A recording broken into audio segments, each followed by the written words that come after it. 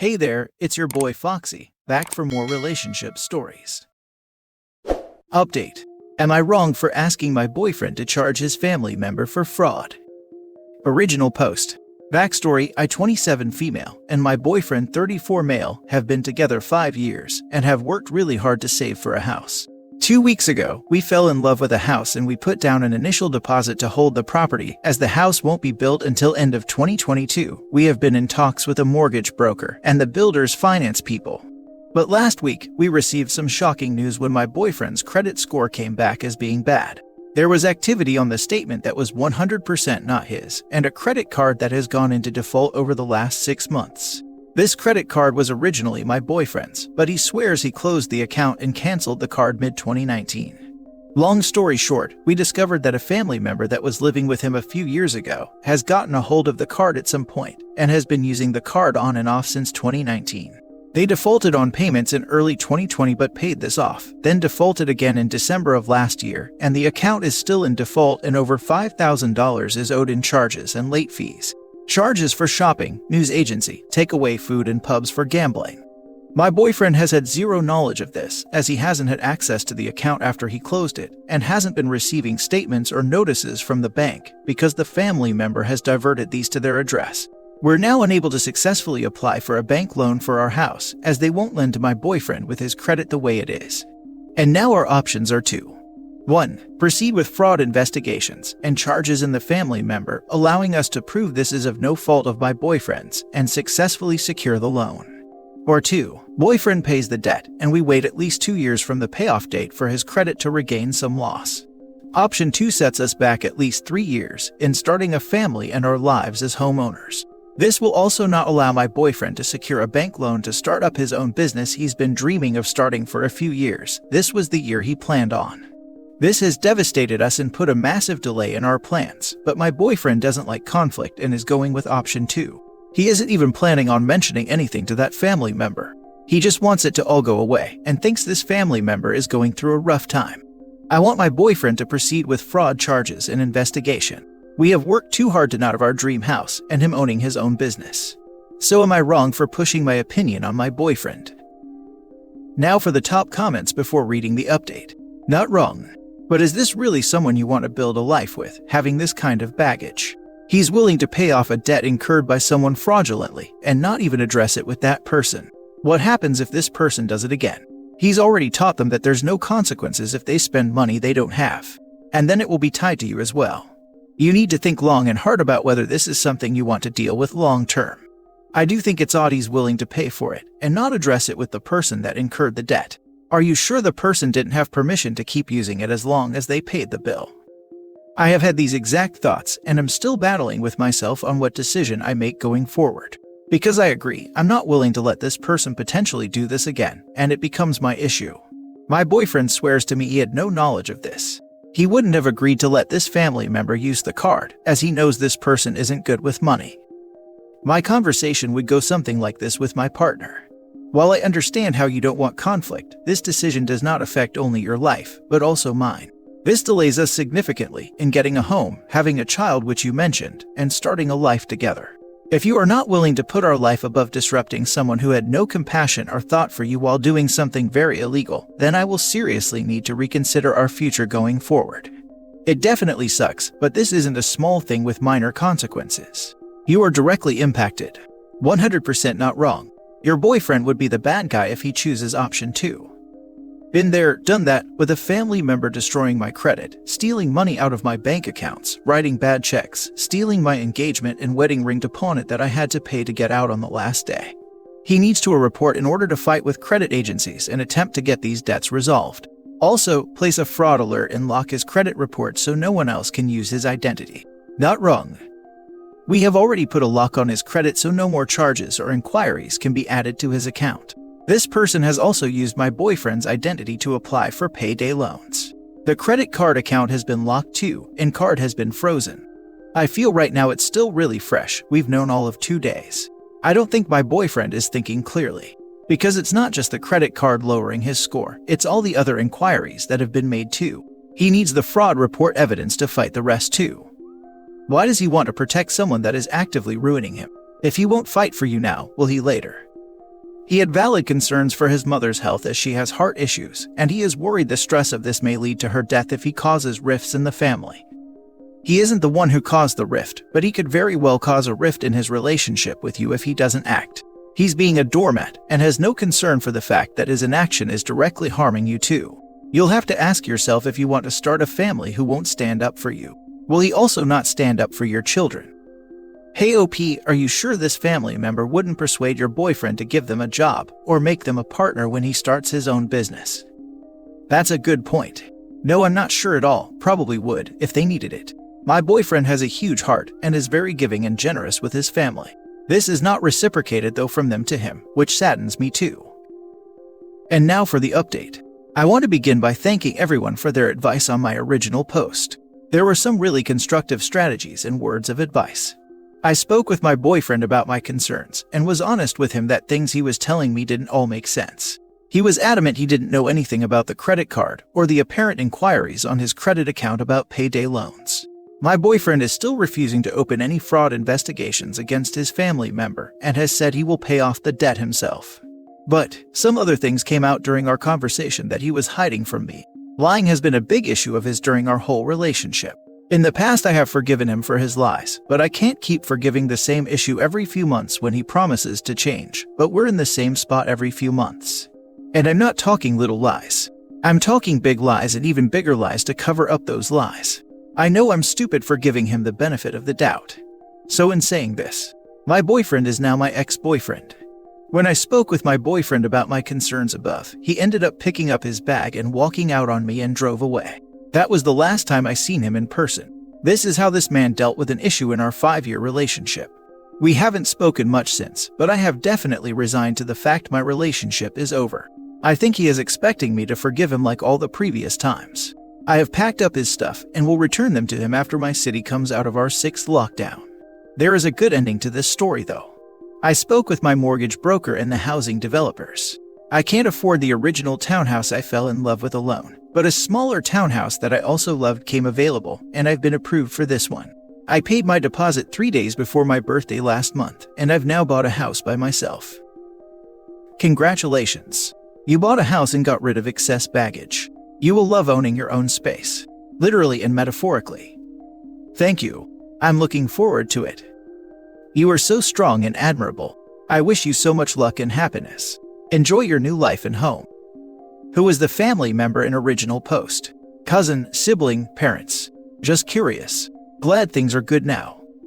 It was either his dad or his brother. Congrats on your home purchase. Your ex did you a favor. Now you can start fresh. Thank you. Yes, that is true. Slightly scary starting again after being in a 5-year committed relationship when I don't know who I am outside of the relationship. Yes, you do. You're someone who can spot lies and garbage a mile away. You're also someone who doesn't stand by and takes matters into her own hands.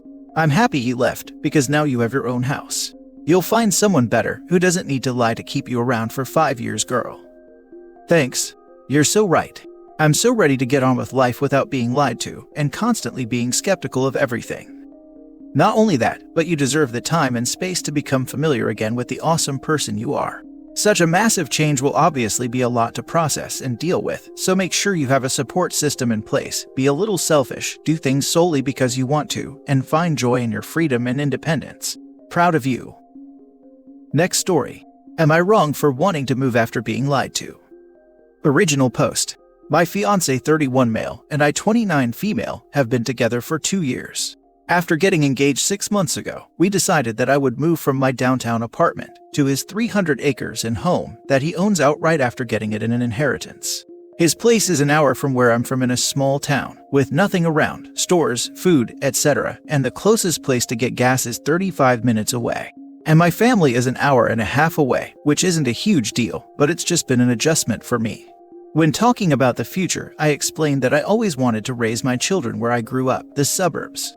He grew up in a rural area where school system is not great, but in our decision-making, he expressed that the best thing would be to just stay in his hometown, because he will never sell his land. Then after a few odd things have been said by his family, I started to question if he even owned this property. I've seen his land taxes, but when going over his credit and taxes, there is nothing at all about his property in it. I asked him a few times about it and he acted so offended that I would even ask. I woke up this morning and couldn't shake the feeling that something was off, so I called the county assessor and found out this is his uncle's land and home, who is a widow and works out of the state. Basically, for the last 6 months, we've been house sitting. The furniture and everything are his uncle's. I confronted him today, and honestly I'm considering just leaving, but at the very least, I want us to move. We have the credit and the savings to buy a home, but he won't budge and keeps saying his uncle will probably give him the property. I feel like he manipulated me to move here, but now his best man is calling saying this is a jerk move and makes me come off as a gold digger because I'm mad he doesn't have the assets he claimed to have. So, am I wrong? Now for the top advice before reading the update. Not wrong. Your fiancé is being shady as heck. And worse, y'all might even be squatting on his uncle's property. Red flags going off, big time. Right. She's the gold digger, but he's the one hoping his uncle kicks it and leaves him a house. Not to mention that, how dare you be upset I lied to you. In order to manipulate you into uprooting your whole life, you must be a gold digger is really not the flex he thinks it is. This would be a deal breaker for me, because lying about your assets to your fiancé is a huge red flag. Not wrong. You moved in with him on the assumption that he was telling you the truth about where you were moving. There is a world of difference between moving into a boyfriend's place and moving into a place your boyfriend is house sitting and may one day inherit. Possibly.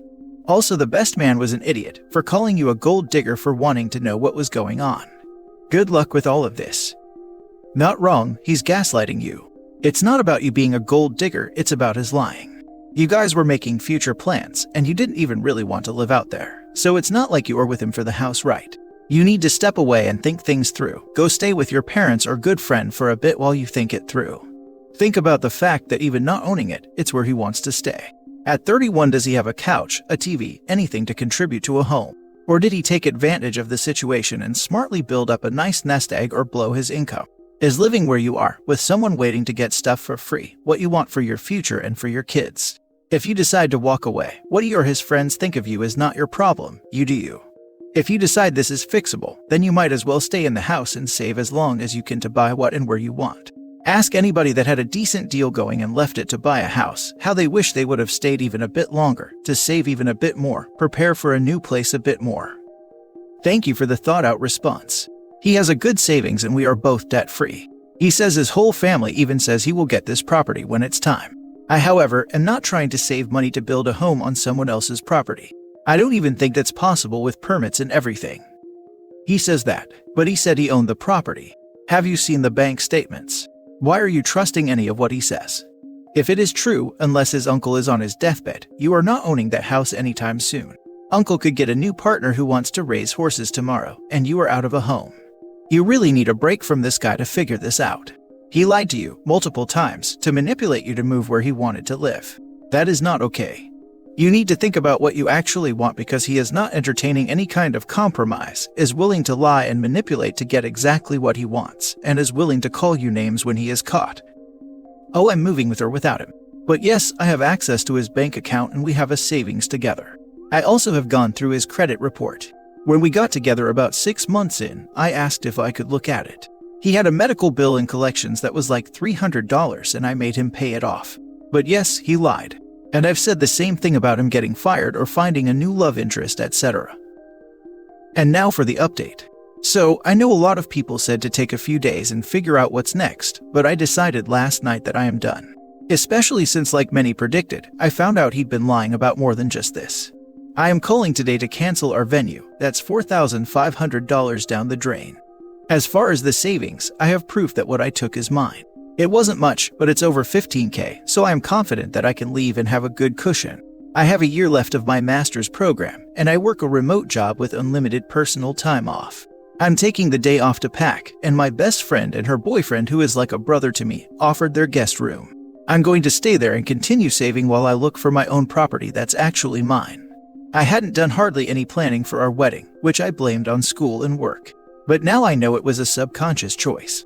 I also had a separate savings that I had started before we ever met in the event that I had to pay for my master's program. Luckily, my job is paying for that. I think that is what is most infuriating. He also has a separate savings that doesn't have as much as mine, but still, so together we have plenty of money in savings to buy land and build a home, and we are both debt-free. But that is no longer an option for me. Last night he was begging to make it work. Started saying he would move wherever I wanted and was apologizing profusely. I made him call his friend on speaker to let him know that he has been living a lie and that I'm leaving him. Thank you all for your responses. I'm meeting with my therapist this morning, and my dad will be coming this evening to help me load up all of my things. Imagine trying to convince someone to complexly upend their plans and expectations for maybe, possibly, perhaps getting a house when someone dies. And that's on top of all the lies. I had a family member assume they knew what they were inheriting. They were extremely wrong. You never ever base your entire future on a possibility. Even if it's written into the will, wills can be changed. We just went through this in reverse. Grandparents originally wrote for their 4 remaining children to split any remaining money, but their youngest, who's my only uncle on that side, was also inheriting their lakefront house that's nicer than the house he already had. But he and his wife never did anything for my grandparents in their declining health, despite living not even 10 minutes away from them. Long story short, they got real icky about only getting the house and land, yet all of my grandpa's nice tools and equipment they couldn't bring with them when they moved across the country, so my family could take care of them. Until my uncle's siblings got the 2 of them to shut up and be grateful they got anything at all.